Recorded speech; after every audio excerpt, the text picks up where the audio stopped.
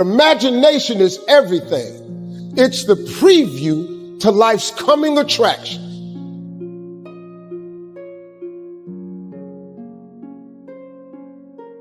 This is important information. And think about, because tomorrow's the first day of the rest of our lives. So what an opportunity we have to practice what he preached. Because it's actually a scripture, but it's a scripture that's never explained to you the right way. When I learned it, it changed my life. That's a scripture that you've all heard. It says faith is the substance of things hoped for and the evidence of things not seen. All faith is, really, the substance of it is just what you hope for. That's all faith is. It's just real hard hoping. You remember when you was little and you said, I hope I get a bike for Christmas? And you went out there one year and the bike was under the tree? You remember when you said you hope you graduate and you mess around and got a diploma? Then you remember when you said you hope you get a job and you mess around and you got a job? At one point in time, the older you get, this got to start clicking in. That faith is really the substance of things hoped for. That if you hope hard enough, one day you ought to get smart and turn all that hoping into belief. And what is belief? Nothing but faith. And what is faith? Faith is belief in things that you cannot see. When you ain't see no way you was gonna get a job, got you one, didn't he? When you ain't see no way you was gonna get that bike, he got you one, didn't he? When you ain't think you was gonna graduate, you graduated, didn't you? That's because God was turning your hopes into faith. Faith is the substance of things hoped for. But, faith without works is nothing. So try to be an agent for good. Hit a kicker. This is the part you got to get. And the evidence of things not seen. Remember I told you that imagination is everything. It's the preview to life's coming attraction. But let me tell you the problem with your imagination. Problem with your imagination is you tell it to the wrong people. You want to kill a big dream, tell it to a small-minded person. Do you know how many times God has showed you something in your imagination that you knew was just for you? You were so excited when it came to you, you went and you shared it with your family and friends. You know what they did? They shot it down. You know why they shot it down? Because they couldn't see it. You know why they couldn't see it? Because God didn't show it to them. He showed it to you.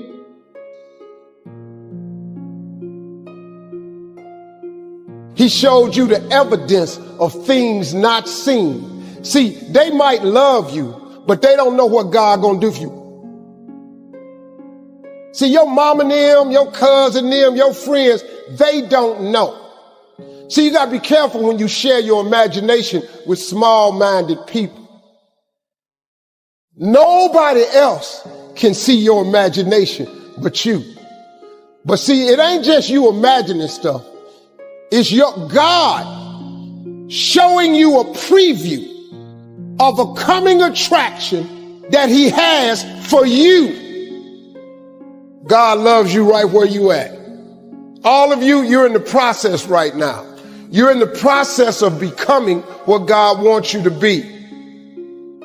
See, the reason you wake up every day is because God ain't through with you yet. Because he still has something for you that you've yet to receive. But you have to start living your life in expectation. You have got to start expecting great things to happen for you in order for it to happen. It is the law of attraction. It is real. It is nothing fake about it. A man is as he thinketh. If you live your life in expectations, that's what happens to you. If you live your life in despair, that's what happens to you. If you say all men are dogs, you're going to meet every last one of them. I'll never be rich, you won't. You won't. The moment you change the frequency that your tower emits, the moment you change that frequency, different things come back to you. I'm telling you this how it works. If you change your attitude, change your altitude. Change your attitude, you change your altitude.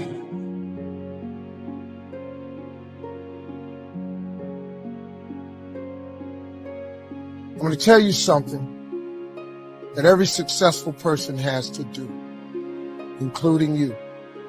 Believe it or not, every successful person in this world has jumped. I'm going to tell you what I mean by that. You are going to have to jump. You cannot just exist in this life. You have got to try to live. If you are waking up thinking that there's got to be more to your life than it is, man, believe that it is. Believe in your heart of hearts that it is. But to get to that life, you're going to have to jump. I'll tell you why I call it jumping. When you see people in life, when you're standing on the cliff of life and you see people soaring by, and you see people soaring, going to exotic places, you hear about them doing wonderful things. Maybe you look up the street and your neighbor just gets a car every year, every 2 years. You know, how is he doing that? Have you ever thought, maybe this person right here has identified their gift and is living in their gift? You just got to quit looking at gifts as running, jumping, singing, dance. It's more than that. It's if you know how to network, if you can connect dots, if you draw, if you teach. Some of y'all fry chicken better than anybody else, bake pie.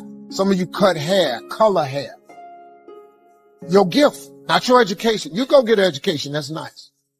But if you don't use your gift, that education only gonna take you so far.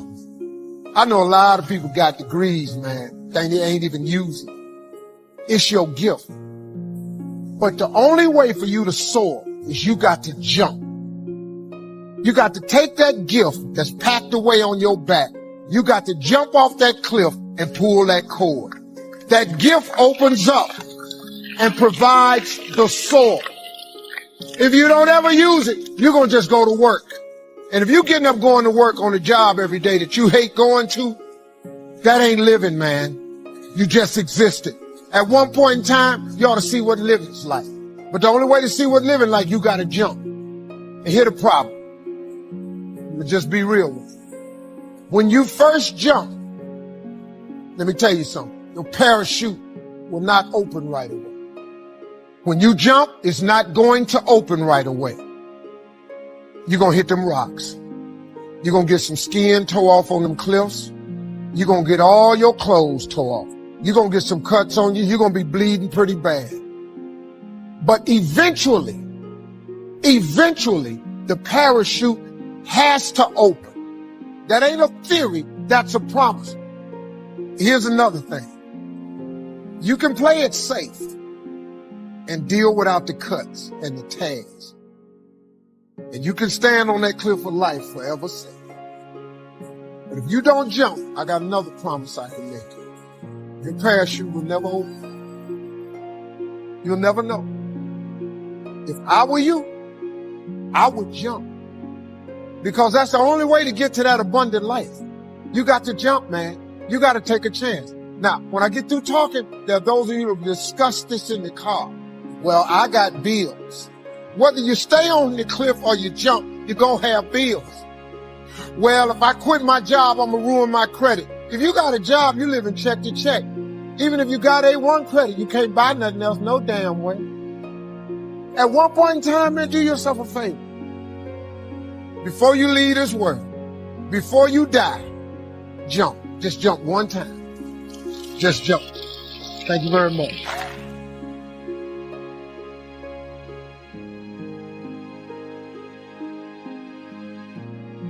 Now, Albert Einstein had a quote. He said, imagination is everything. It's the preview to life's coming attractions. This is important information. The biggest thing that always troubled me was my imagination. Because it was so big when I was a kid. You know, I grew up poor, but I was always imagining stuff. You know, my mama, once a month, would buy a travel magazine at the grocery store. My father used to be so pissed off. Bill, why we spending this money? Cause we were poor. She said, Slick, we ain't got no money to take this boy nowhere. But if he can look in these magazines, maybe one day it'll cause him to want to travel. I've been to so many countries around the world because of that magazine. I just wanted to go see stuff. My mama had enough sense to plant that seed. It's like at Christmas time, we used to get in the car and my daddy used to take us to the suburbs so we could see the lights. And we just drove around the lights. I was amazed at the suburbs because I would see these big houses with horseshoe driveways where you drove in and came out the other side. So I told my daddy one time we was riding, I said, Daddy, why don't we get one of them houses? He said, boy, I ain't got no money for that, but that's what I'm bringing you out here for. She said, one day you'll be able to get one of them houses.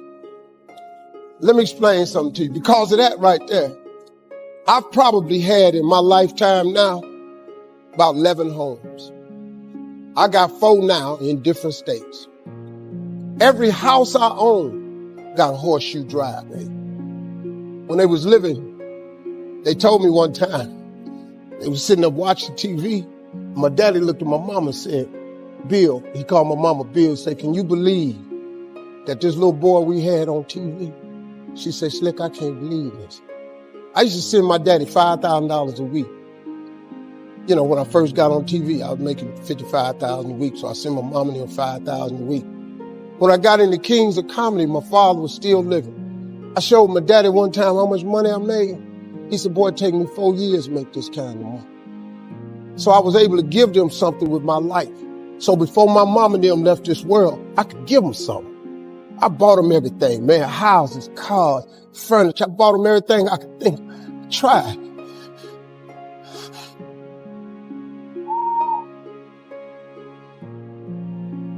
And you know what's crazy, man? I'm 62 years old. I still want them to be proud of me. I'm still hoping that they in heaven watching me and they see me turn into something. That's all I ever wanted. It was in my imagination to take care of them. You just got to believe that. You just got to believe, man. Don't ever give up. Faith is the substance of things hoped for and the evidence of things not seen. All faith is, really, the substance of it is just what you hope for. That's all faith is. It's just real hard hoping. You remember when you was little and you said, I hope I get a bike for Christmas? And you went out there one year and the bike was under the tree? You remember when you said you hope you graduate and you mess around and got a diploma? Then you remember when you said you hope you get a job and you mess around and you got a job? Huh? At one point in time, the older you get, this got to start clicking in. That faith is really the substance of things hoped for. That if you hope hard enough, one day you ought to get smart and turn all that hoping into belief. And what is belief? Nothing but faith. And what is faith? Faith is a belief in things that you cannot see. See, this what the part you got to get. The evidence of things not seen. Remember I told you that imagination is everything? It's the preview to life's coming attraction. Man, do you know, now let me tell you the problem with your imagination. The problem with your imagination is you tell it to the wrong people. If you want to kill a big dream, tell it to a small-minded person. You went and you shared it with your family and friends. You know what they did? They shot it down. You know why they shot it down? Because they couldn't see it. See, your mom and them, your cousin them, your friends, they don't know. See, you got to be careful when you share your imagination with small-minded people. Nobody else can see your imagination but you.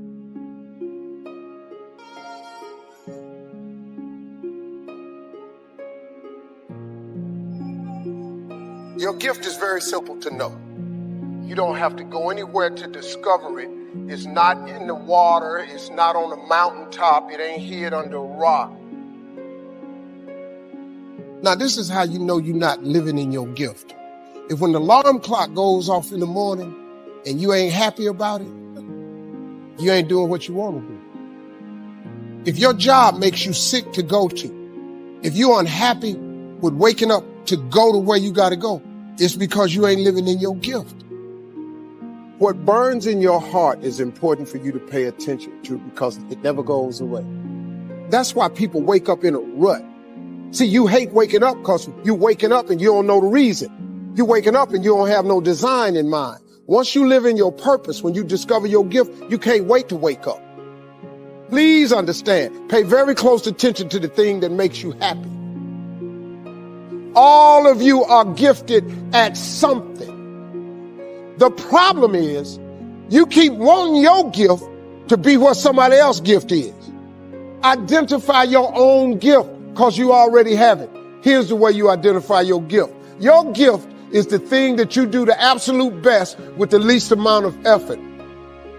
If you fry chicken better than everybody you know, you ought to be somewhere frying chicken. People make millions of dollars frying chicken. Popeyes, Kentucky Fried Chicken, El Pollo Loco. All they doing is making chicken. They just found a way to do it. Somebody just started making chicken. You know the story of Marie Callender's? Do you know what this woman did, man? She worked for a diner, a greasy spoon diner that was going out of business. It was her only job. She was a single mother. It was her only job. She needed that job, but the diner was going to close. So she went to the owner of the diner and said, let me bake one of my pies. People like my pies, and see if I can help you make a little money. He said, whatever, bring it in. She bought one pie in. They sold every slice. The next day, the people came in and asked for the pie. She had to go home and make another pie. The next day, so many people asked for the pie, she had to make 4 pies. Then people started saying, can I buy my own pie? She made so many pies at this store that she eventually saved her money and put a commercial oven in her house. Now, she done made so many pies, the dude's shop, he ain't selling hamburgers no more. All he's selling is them damn pies. That's how Marie Callender got started. Marie Callender now has over 120 restaurants. You can't go to no frozen food section without seeing Marie Callender in there. You know what she started with? A pie. One pie. Your gift will make room for you. Now, what is your gift? It's the thing that you do the absolute best with the least amount of effort. That's your gift. Quit running away from the gift. Your gift will make room for you. Stop trying to be something you ain't gifted at. Maybe you here because you need to hear this here. Maybe you here because you need to dust off your dreams. Maybe you need to explore your imagination. Maybe you just need to identify your gift so you can quit tripping in your own life, trying to figure out what you can do. Some people are born to be teachers, caregivers, nurses, babysitters. Those are gifts. You know what I mean? If you're living in your gift, you're cool. It's just if you ain't. You do anything else, when that alarm clock go off in the morning, you ain't gonna like it. But I would hate to die and never do the thing I was born to do. You should look into that before you mess around and check out of here. I was miserable in my life. I didn't like waking up. I ain't have no purpose. I ain't know what I was supposed to be doing.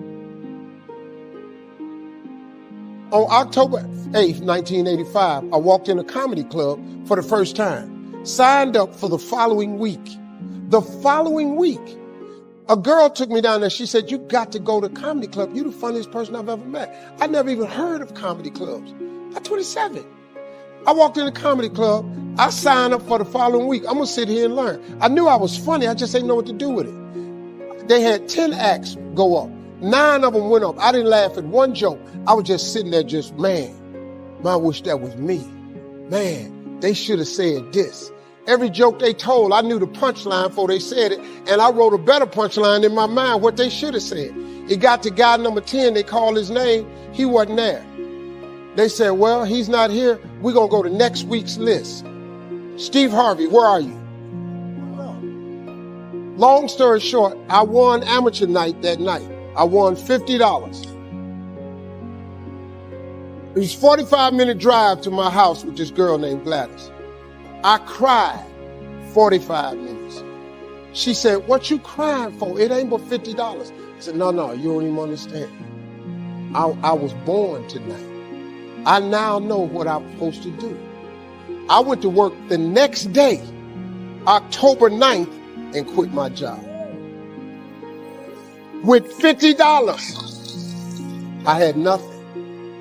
I just never gave up. I'm gonna tell you something. That decision cost me everything I had. I lost everything. I lost my family. I lost friends. I lost everything. I became homeless. I lived in a car for 3 years. But I just saw this. I saw this vision. I just pursued it. I said, wow, that's it. You have to take chances in life. Life is about risk. If you play it safe in life, you ain't gonna have much of a life. If you play it safe, you won't have much of a life. Life is risk. It take courage to pursue your dream. Now, it's gonna cost you something. Most people are not willing to pay what it costs to go after your dream, because you're gonna have to hurt a little bit. And most people don't like being uncomfortable. If you don't want to be uncomfortable, please do not pursue success, because success is a very uncomfortable feeling. And I just learned to be comfortable being uncomfortable. Life is hard. See, for every time you have a plan, a dream, an aspiration, or a goal, do you know what happens every time you have one of those? This thing comes along called life. It happens to everybody. Life has disappointment. It's got peaks and valleys. You're going to lose somebody you care about one day. That's a valley. Somebody going to close the plant you thought was going to stay open so you could retire. That's a valley. Somebody going to fire you for an unjust cause. That's a valley. The people that got your credit card going to sell their company, going to sell their business to another credit card company. Your 18% go up to 26%. You don't even know why now your minimum didn't change, because it's life. You can stop thinking that life fitting be easy, because I got news for you, it ain't. That's a false hope to think you're going to have a wonderfully carefree life. That's unthinkable. We all live in this bubble. What you got to do, you got to put more air in your bubble. You got to blow your bubble up. Expand yourself. Take yourself out your comfort zone. Do not live in your bubble. Put some more air in your bubble. If you stay in your comfort zone, that's where you will fail. You will fail in your comfort zone. Success is not a comfortable procedure. It is a very uncomfortable thing to attempt. So you got to get comfortable being uncomfortable if you ever want to be successful. Start putting some pressure on. Put some pressure on yourself. Get out here and get about it. Look, I'd love to sugarcoat this thing for you. I'd love to tell you, look, you can go out here and get rich, do a couple of things. That ain't happening. You got to get real doggish. You got to get downright funky if you want to make it. Now, like I was telling you before, if you want to be ordinary, you ain't even got to listen to me. Just go on about your business. If you think ordinary is cool, ain't no problem. It's some really, really wonderful ordinary people. But if you are sitting in this room and you have extraordinary aspirations, then you're going to have to do extra. You put extra on top of ordinary and you come up with extraordinary. It's no other way. I'm sorry. But here's the fact. All of you have extraordinary capabilities. All of you. You have to decide if you are willing to do the things to put you in that category. It's a suggestion to all young people. If you could just hear me clear, don't do what I did.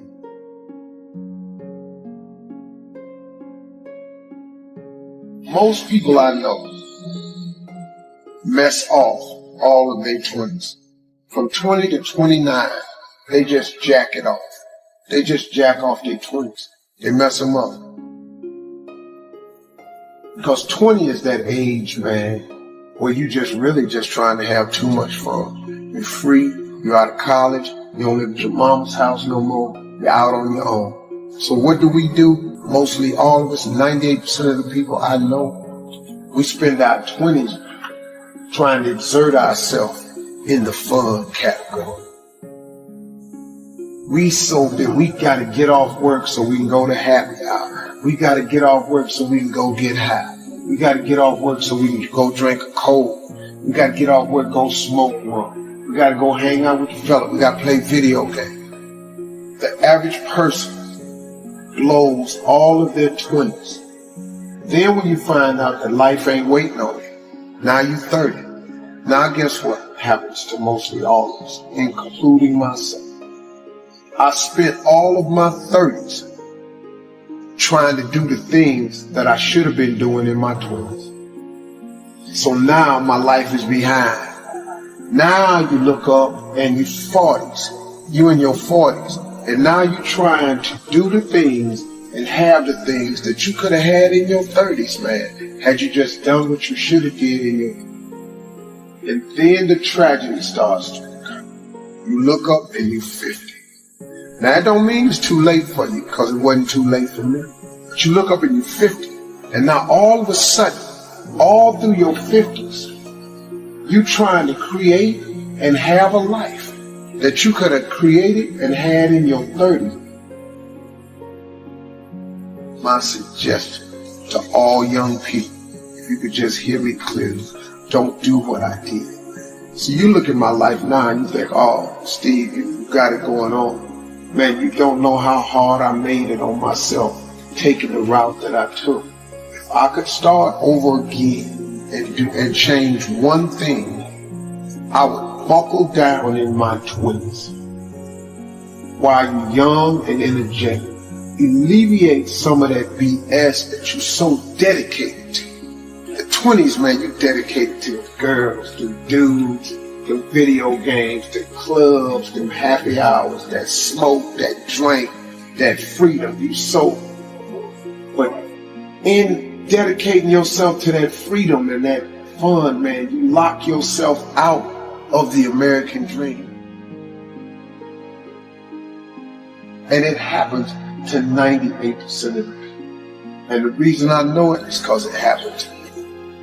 And if I could tell anybody, man, if I could do it again, I would have changed the way I lived my 20s.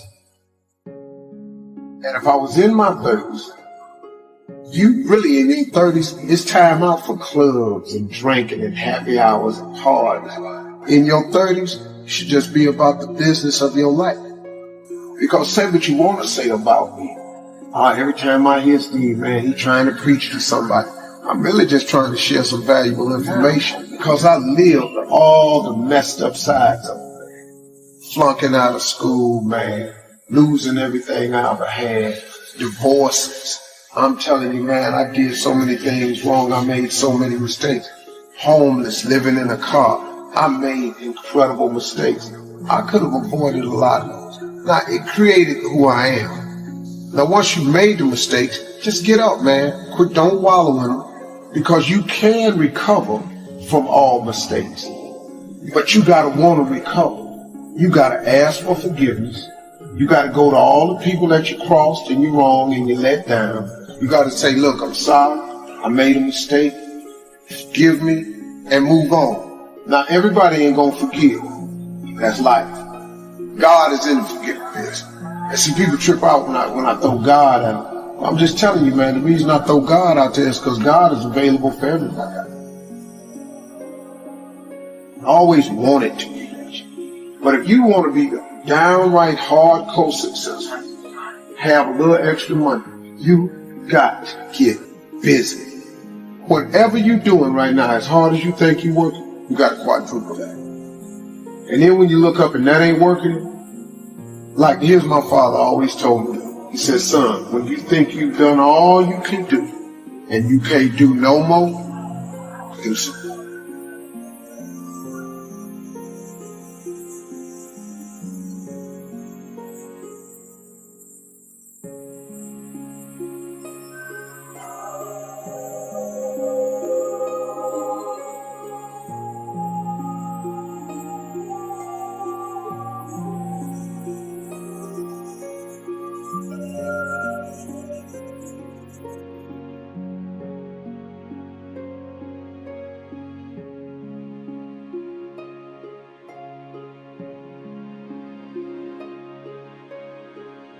You have got to change the way you think.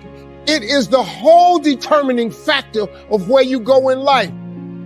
We are all where we are today because we thought ourselves to this position. If you don't like the position, think yourself out of it. Your brain is divided into two halves, positive and negative, good and evil. It don't function on nothing else. Ain't no neutral ground in your brain. It's either positive and good or negative and evil. Each half of your brain has millions of factory workers on each side. You got 1 million factory workers on the positive side. You got 1 million factory workers on the negative side. At the forefront of each one of those factories in your brain is a foreman. You got foreman positive and you got foreman negative. You are in charge. You're the boss of the factory. Guess what? We are how we think. You can't make a world, but you can make your own world. So now, since your brain is in two halves, let me show you how this works. You wake up in the morning and you say, man, I don't feel myself today. I got up on the wrong side of the bed. I'm not a morning person. Foreman negative hears that. He steps to the front. He said, what did you say? You say, I said I woke up on the wrong side of the bed today. I'm not myself. I'm not a morning person. He says, you got it right away. He said, hey, the boss just woke up and said he's not a morning person. He's having a bad day today and he ain't feeling himself. Let's get to work. The 1 million factory workers start producing thoughts to justify what you just said. So now guess what? Man, I hate my alarm clock went off this morning. I got to get out here in this traffic. I'm going to drive down here today. I don't even like these people on my job. I can't stand this car I'm finna get in this morning. Sure wish I had a new car, but I'm driving this ragged ass car. And on and on and on. And your day starts tumbling into what you ordered at the top of the day. You could wake up in the morning and you say, you know what? Today is going to be a great day today. I expect something really good to happen for me today. He said, what did you say? You say, I said I'm having a great day today. I expect something good to happen today. Foreman positive turns around and goes, all right, let me have your attention. Steve's having a great day today. He's expecting some wonderful things to happen. And man, let's get it going. And they start manufacturing thoughts.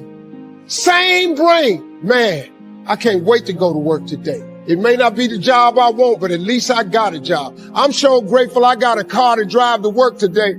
Hey man, at least I got a check coming in.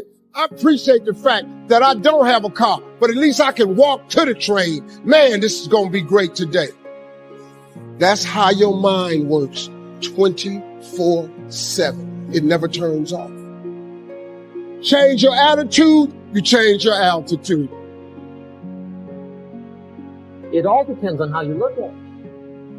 Our lives are mostly affected by the way we think things are, not the way they are. The way we think they are affects us most. And Shope taught me that the mind is like a factory, a mental factory. And whatever you think about all day long pours ingredients into this mental factory. And that's what builds the economic, social, financial fabric of your life. As you think, so you become.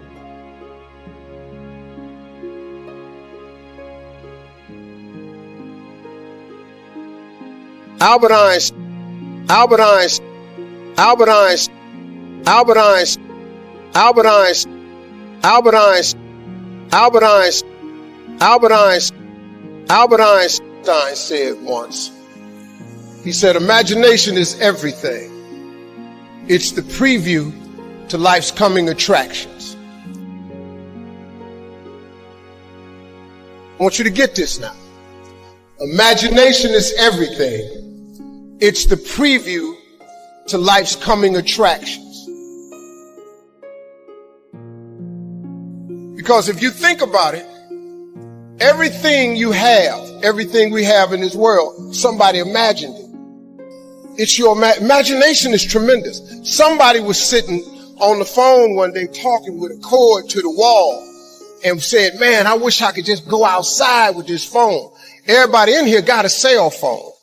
Somebody imagine that. Somebody got tired of riding in a wagon cross country from slavery to freedom. Somebody said, I wish we had something that made these wheels move by themselves. We drive cars. People got tired of driving from New York to LA. Somebody said, I wish we could fly. We got airplanes. Imagination is everything. It's the preview to life's coming attractions. Your real life, the one God really got for you, is in your imagination. It is not in your current situation or your current paycheck.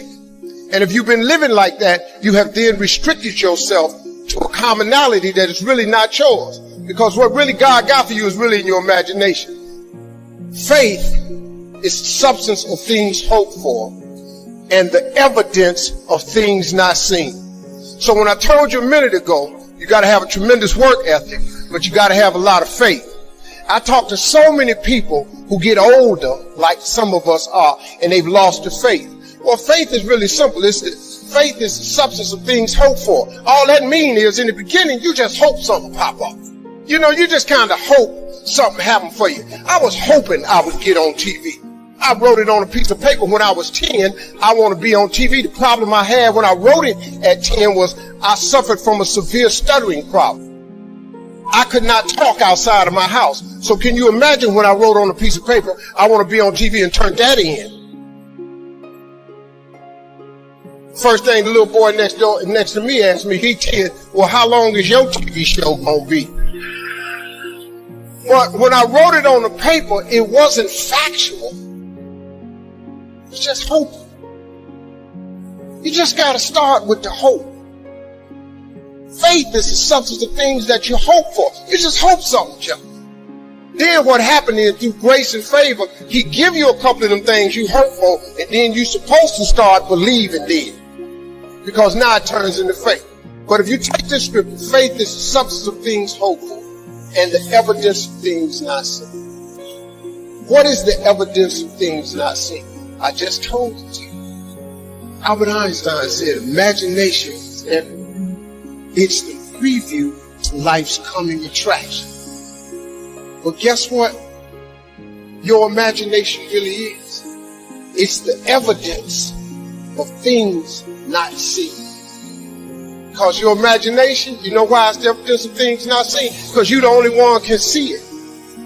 Your imagination is actually God showing you a preview of a coming attraction that he has for you. The moment you don't believe in your imagination, you negate what he got for you. Your imagination is the preview to life's coming attraction. It is the evidence of things not seen. Because can't nobody see it with you. Your problem is you keep telling your imagination to the wrong people. See, if you want to kill a big dream, tell it to a small-minded person. It's dead. How many times, man, have you had a tremendous idea? Something you thought was the one, and you went and told it to your loved ones and your so-called friends, and they shot it down. I mean, you was convinced that it was just, oh man, I just came to you. And you told it to them and they shot it down. And you thought since they was your loved ones and their friends and they got your best interests at heart, you believed them. You was wrong. You let them talk you out of what God got for you. Some of y'all still sitting here with the ambition of opening a business one day, but you scared to go start the business because you got a job and you got bills. Rich people got bills. Everybody got bills. Hell, I got bills. Everybody owes somebody something. I got something with the bank right now. You're going to let the fact that you got some bills stop you from opening the business, the thing that God done put in your imagination? So you're going to squash that because you got bills. Everybody got bills. Your real life is in your imagination. Can you grab what I'm telling you? So I don't know what you thought I was going to say to you. I'm just a real dude. I don't even have the education you all have. I flunked out of school. I ain't got no education. I don't use 4-syllable words. The only 4-syllable word I know is my bank account. What I'm sharing with you is stuff that everybody can apply today. If you're sitting in here thinking that you're too old to listen to what Steve, hell, I'm 60. I'm 60 years old, but I still rely on my imagination. See, if you think you're too old to make it, let me give you a prime example. Colonel Sanders. Colonel Sanders has been frying chicken his whole life. He was telling everybody he had the best chicken in the world. Ain't nobody believe him. They turned him down everywhere. Colonel Sanders didn't get a franchise till he was in his 60s. Kentucky Fried Chicken sell more chicken than anybody in the world today. So if you're sitting there thinking because you got a little gray on you, you're too late, as long as God waking you up in the morning, that's the sign that he ain't through with you. So what you tripping for? You sitting up in here like God can't do nothing for you because you 60. Man, you know what I'm asking God for right now? And I'm 60. If you could see my vision board, you would be blown away. Because I got enough right now. I really know. But I ain't in the need business. I'm in the want business. There ain't nothing wrong with wanting something. Quit going down to these churches y'all sitting up in here going down to, keeping you in these little boxes. God got a big life for you. The only person ain't get, and look, and I love church. Don't get me wrong, I'm not knocking church. Don't tweet that. Steve don't care for the church no more. I didn't say that. But don't go down there, memorize all these scriptures, and then don't apply none of them to your life. That's what I'm talking about. Quit going down there just to go and just get a couple of scriptures and apply them to you. Let me give you one that's real simple. See, these principles of success. They've taken all of these scriptures and they putting them in books and they call them, Think and Grow Rich by Napoleon Hill, The Magic of Thinking Big by David Schwartz. But everything in there is a scripture. They just reworded it because people don't know how to read the Bible. Like I can't really read the King James Version. I can't. The smallest scripture I ever read changed my life. The scripture real simple. You have not because you ask not. Do you know the difference that could make in your life? I'm just giving you real talk now. I'm just trying to tell you how I got here. See, I have no education. I applaud all of you with your education. I'm sitting there talking to so many men who have in corporate America and all that. I'm in awe of that because I don't have that. But you sit here and you take what you have, and it could be so much more if you would ask. See, you have not because you ask not. When the last time you really asked him for something? Or do you keep making requests that's inside the confines of your paycheck? When you gonna get outside of that? Didn't I just tell you God ain't in your paycheck? Didn't I just tell you he ain't in your job title? The life God got for you is in your imagination. Why you still imagine this stuff? Why you keep dreaming of a summer home? Why you keep dreaming of retirement, leaving your grandkids money? So I'm at the age now where I think about my grandkids. I got 7 TV shows. Dog, I only need one. One show pay me enough money. I do not live my life in the confines of what anybody says to me. I let my imagination go, and now imagination is a preview to life's coming attraction. But what that really means is God showing you a preview of what he has for you. So now, if you have not because you ask not, do you understand if you up your ask, he has to up his give? Just period. This is simple stuff that anybody can apply. You ain't even got to have no degree to do this. You don't even have to have no money to do this. You can start this today and change your whole game. Because you're going to need grace and favor anyway.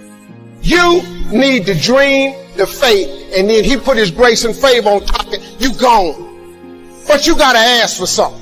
If you up your ask, he got to up his give. Period. Listen. I have asked God for some things. Everything he hasn't given to me, is on the way. I have no doubt about it. Why would he not? See, can I tell you what really prompted this thinking in me? When I was homeless, I lived in a car for 3 years. I made some decisions in my life, man, and threw myself off. My decision in October 8th, 1985, I walked into a comedy club for the first time. Had never heard of a comedy club. All my life, I wanted to be on TV. So I ran up on stage. I don't even know what to do, but I just started talking about boxing and stuff that happened to me.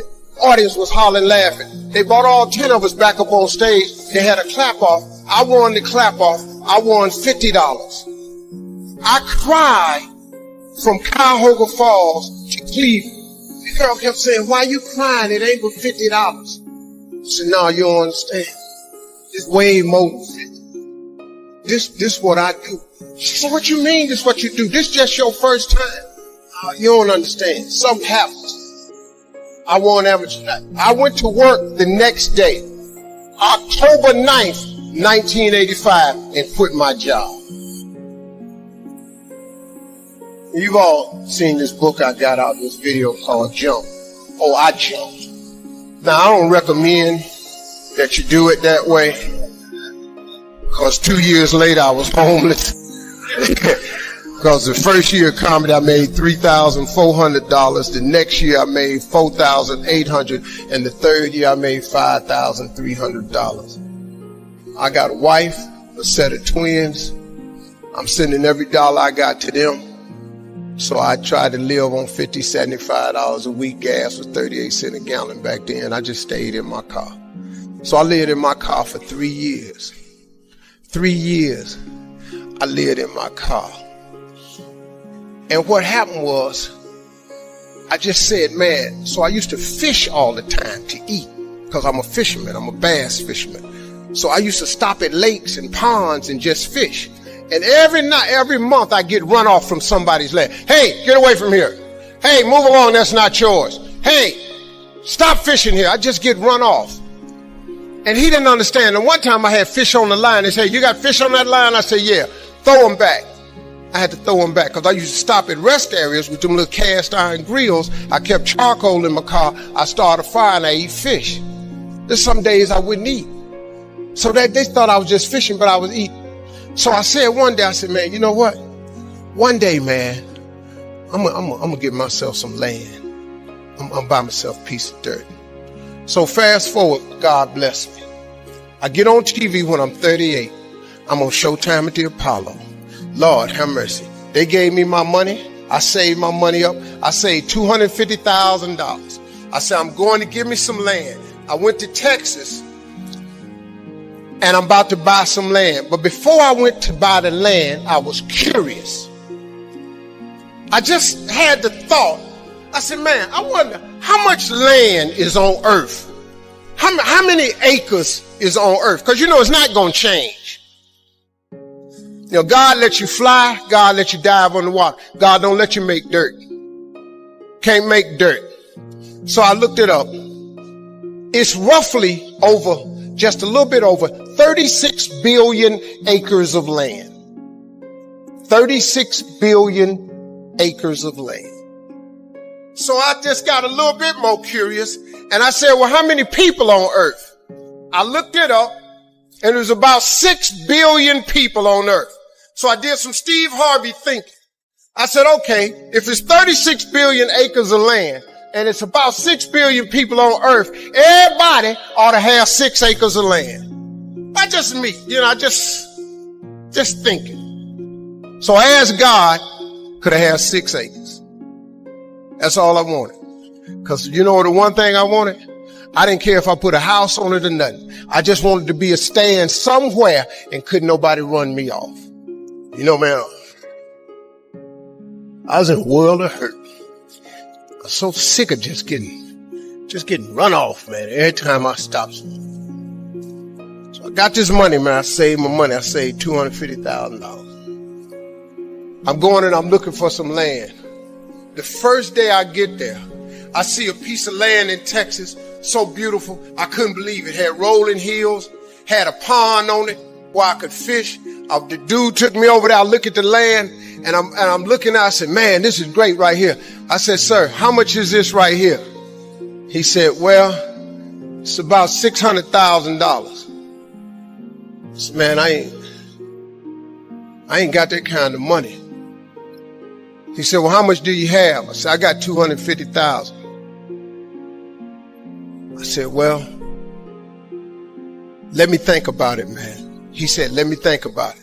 And I was standing there, and then I stopped. I said, sir, can I ask you a question, man? How many acres of land is that? He said, this is 6 acres.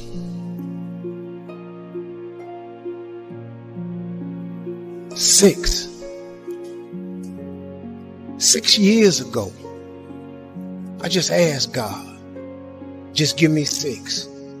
See, I didn't want a whole lot of acres. I just wanted my cut. Just give me my 6. And so I said, ain't this crazy? So I thought about it. I said, man, what can we work out? Right before I got ready to say it, the guy that took me over there said, Steve, let me show you something right quick. He took me over to this hillbilly's house. He took me to his house. He said, let me show you something. He took me over and showed me this land, and it was massive. It had 3 lakes on it. It had rolling hills. It had trees. It was unbelievable, man. I said, man, this is incredible. I said, man, how much is this? He said, this 16 acres. I said, hey, man, I ain't got that kind of money. Let me go on back over here to this dude where Mike can cut a deal. He said, well, let me ask you something. What was you going to give that man over there? I said, well, I hadn't worked it out yet because all I got is $250,000. He said, well, listen, I'm in a little bit of a tight right now. Said, if you can bring me $250,000 cash by tomorrow, I'll give you this 16 acres. I showed up next day, $150,000, 16 acres. See, that's grace and favor right there. That's what that is. So my first piece of land was 250 acres. So I said, man, this is the land that I'm going to save for my family. I'm going to fish on the rest of my life. I'm going to be an old man. So then I got to thinking, I said, hold up, man. You mean you have not because you asked now? I asked for 6 years ago. He showed me 6, but he gave me 16. So I went to God. I said, God, listen to this. I'm from Cleveland. I got a couple partners that's locked up. They probably won't be using they 6. Now, let me tell you something. I'm so busy now, I don't even get to go to that ranch. I never can go. And I thought I was going to be fishing and save it for my kids' rest of life. But God had another plan for me. That's the ranch that I have my mentoring camp on. I bring 1,000 black boys out there with 1,000 single mothers. And that was the purpose of that ranch. I never go there to fish at all. But see, that's what I wanted. I thought that's what it was for. But God got another plan. His way is way bigger than yours. You can't even see his way. But you got to start to hustle. You got to give God something to work with. Look, if you start hustling and grinding, he'll fill it up for you.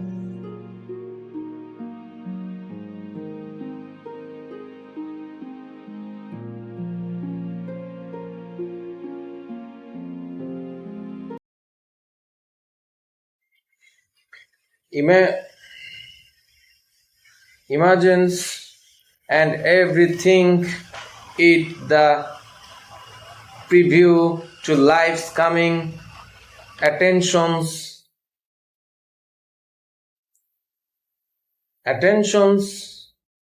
this is important information and think about because tomorrow the first day of the rest of our lives. So what an opportunity we have to perfect what he predicts, because it's actually a separate, but it's a separate it's that never explained to you the right way. When I learned it, it changed my life. That's the you have all heard. It's a faith is the substance of things hoped for and the evidence of things not seen. All fact is really the substance of it is just what do hope for. That's all fact is.